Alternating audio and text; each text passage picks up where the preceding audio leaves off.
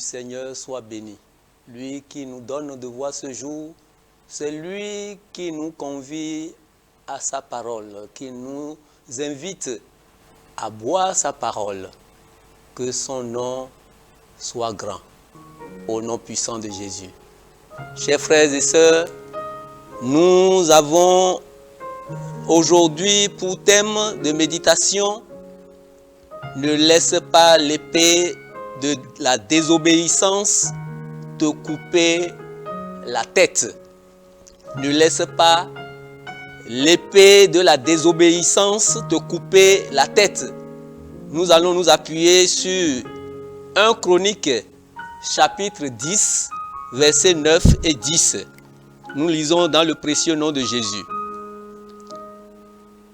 Alors il dépouillait Saül de son armure, emportait sa tête et ses armes.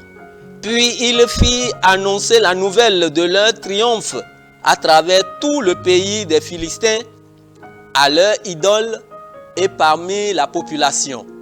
Il déposait les armes dans le temple de leur Dieu et suspendit son crâne dans le temple de Dagon. Amen.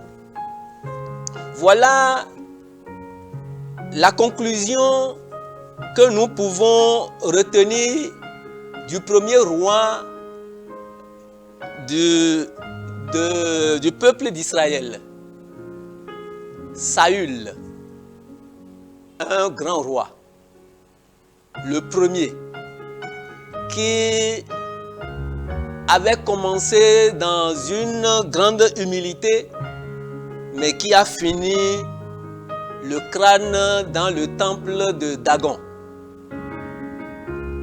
Que s'est-il passé?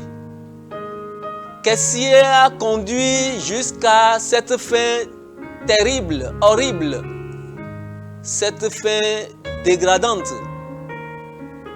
Saül a connu beaucoup d'exploits sous la houlette de l'Esprit de Dieu. Sous la puissance de son esprit, il a remporté beaucoup de victoires. Et il était assez puissant. Mais beaucoup de victoires ont conduit ce grand serviteur de Dieu à avoir la tête montée.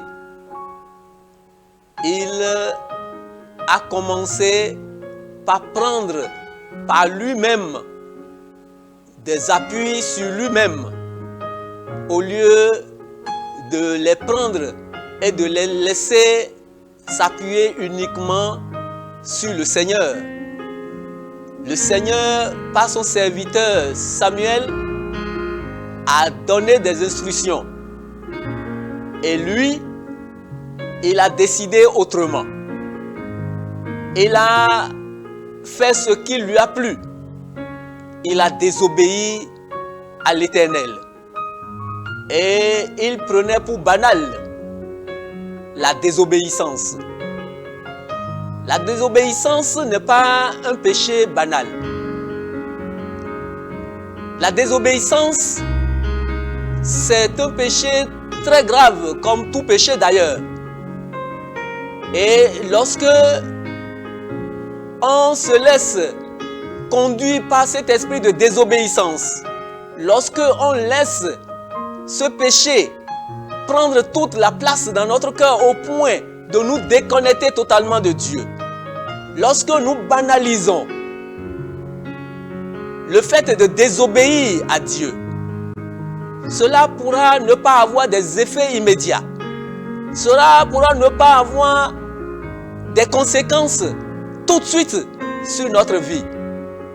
Mais il s'agit là des semences qui à coup sûr grandissent, portent des fruits et par la suite étouffent totalement au point d'emporter les têtes pour les placer dans des temples des dieux ennemis des dieux, des dieux de Dagon. Saül a désobéi.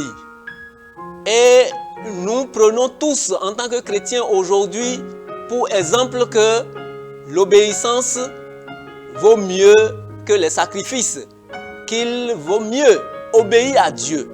Parce que c'est lui qui connaît tout, c'est lui qui sait tout, du début jusqu'à la fin. Et nul n'est suffisamment sage, suffisamment informé pour tenir tête à Dieu ou pour l'instruire, pour lui dire ce qu'il faut faire à la place d'une autre chose. Dieu a donné des instructions. Voilà Saül à qui on a demandé de ne laisser rien de ce peuple qu'ils étaient appelés à détruire. Il a laissé les animaux de qualité, des animaux bien portants. Il a laissé même le roi. Et l'épée qu'il avait refusé d'utiliser pour trancher la tête de ce roi amalécite, c'est cette épée même qui va trancher sa tête pour désormais la placer dans le temple de Dagon, humiliant ainsi non seulement lui le roi, son peuple, détruisant ainsi toute sa famille, son fils, ses enfants, mais aussi en jetant de l'opprobre sur le nom de Dieu, en laissant les peuples avec leurs idoles blasphémer le nom de Dieu. C'est ce que nos péchés, que nous pensons insignifiants, peut causer dans nos vies. Quel est ce péché qui est en moi que je trouve banal, que je trouve mignon, insignifiant, que je développe, que j'entretiens, surtout lorsque je ne suis pas vu de l'extérieur. Lorsque je commets ces péchés-là, je ne suis pas exposé immédiatement. Personne ne les connaît de moi. Et puis je les entretiens dans mon secret. Quels sont ces péchés qui par la suite finiront par emporter la tête? Que cela ne soit pas notre portion.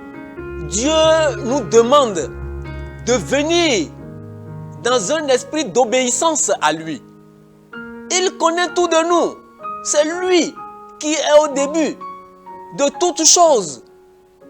Pourquoi est-ce que nous, en tant que chrétiens aujourd'hui, nous ne nous laissons pas être conduits par l'esprit? Nous ne nous abandonnons pas à lui. Nous avons toujours des excuses à nous poser, à nous opposer à telle ou telle instruction de Dieu. Nous pensons que cela, nous ne pouvons pas, ou c'est trop pour nous, ou ce n'est pas grave, ce n'est que le petit mensonge là, je n'ai pas encore fait grande chose. Cette petite colère là, est-ce que allez voir la colère de mon papa, de ma maman, ça brise les télés, ça détruit tout. Mais moi je n'ai que petite colère. Non, petite colère aujourd'hui va devenir tempête demain pour détruire, dévaster tout. Il faut que nous puissions avoir de la retenue. Lorsque Dieu nous invite à faire quelque chose, nous devons être obéissants. Nous devons suivre les instructions de Dieu. Quand nous suivons les instructions de Dieu, nous sommes dans la grâce. Nous sommes, et pour nous-mêmes, et pour nos enfants, nous sommes dans sa félicité. Est-ce que vous voyez? Donc, en tant que chrétien, je dois fouiller en moi. Quels sont ces péchés qui m'amènent à désobéir à Dieu, à me déconnecter de lui? Comment est-ce que je me comporte vis-à-vis de ces péchés? Est-ce que je les entretienne? Est-ce que je les caresse? Est-ce que je les garde dans mon secret parce que personne ne me voit encore? Non, je dois les exposer. Je dois m'en libérer. Je dois pouvoir m'opposer à ces péchés-là. Je dois les éloigner de moi et venir dans l'obéissance à Dieu. à faire ce que Dieu attend de moi. Parce que si je ne veux pas que ma tête soit dans le temple de Dagon, soit exposée dans la maison de mes ennemis, en face de mes ennemis, si je ne veux pas être honni, si je ne veux pas tomber dans la disgrâce, je dois obéir à l'Esprit Saint. Je dois obéir à mon Dieu qui me dit ne fais pas ci, ne fais pas ça. Ce n'est pas difficile d'obéir à Dieu. C'est de faire en sorte que son esprit, sa parole demeure en nous. C'est d'être toujours en contact de cette parole et demander à l'esprit de nous venir en aide. Parce que lui-même, il sait que nous ne pouvons rien faire sans lui. Mais quand nous le demandons, il nous donne son esprit et il nous soutient, il nous fortifie pour que nous puissions résister à la chair, résister à tout ce qui est désobéissance. Parce que quand nous obéissons à quelque chose, nous devons esclaves de la chose.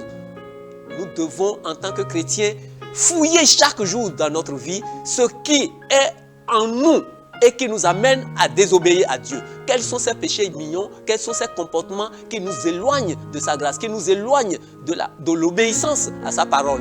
Et encore qu'il faut aller connaître sa parole, aller connaître la volonté de Dieu pour que nous puissions les obéir véritablement.